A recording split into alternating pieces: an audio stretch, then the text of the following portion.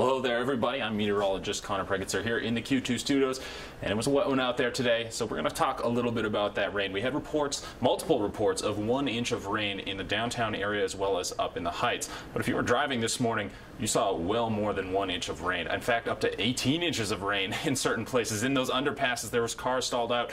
And we're talking a little bit about how that rainfall adds up from that 1 inch to backing up storm drains. There's a lot of numbers on this board. I understand that's intimidating. I've already crunched them. There's no math yet to be done, so I promise you, no math for you. Don't worry about it.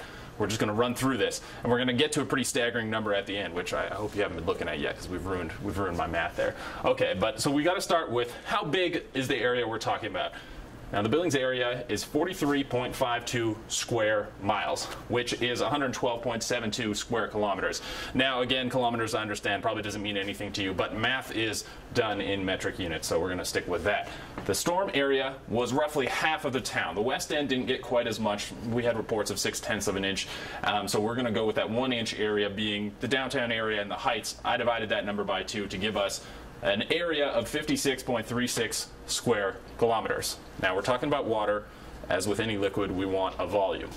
So volume is a length times a width times a height. Now we have an area, which is length times width, which is our 56.36 square kilometers. And the height is actually the depth of our rain value. So there's our 1 inch of rain. That's what we're dealing with. That's where that 1 inch comes back into the equation.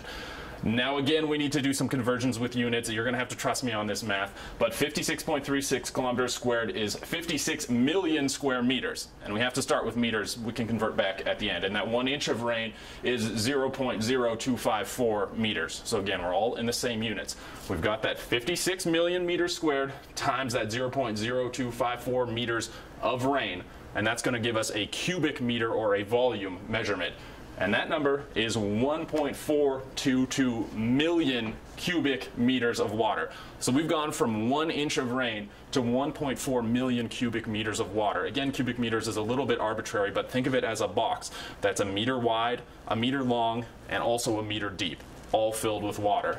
Now, to take it back to a number that might mean a little bit more to most people, 1 cubic meter is 264 gallons. So in that imaginary box you've created in your head, you can fit 264 gallons of milk or orange juice or whatever you're thinking of.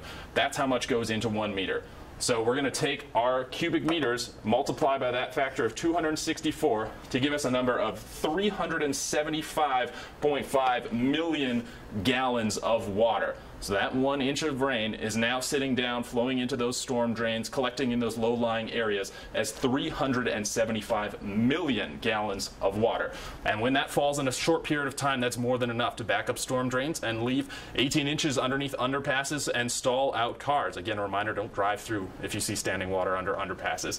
So that's how we go from 1 inch of rain to flooded storm drains and flooded streets like we saw this morning when the NWS issued a warning for urban flooding. That's how the numbers break down. I hope the math didn't stress you out too much. That's how much water we were roughly dealing with in the Billings area this morning.